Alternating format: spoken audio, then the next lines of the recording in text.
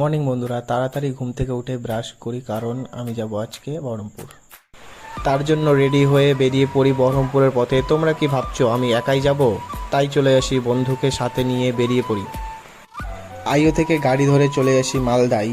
আমার বন্ধুর আরও দুটো বন্ধু আসে, তাদের নিয়ে রথবাড়ি থেকে টিকিট কেটে বহরমপুরের বাস ধরি। পথে দেখি কিছু দৃশ্য।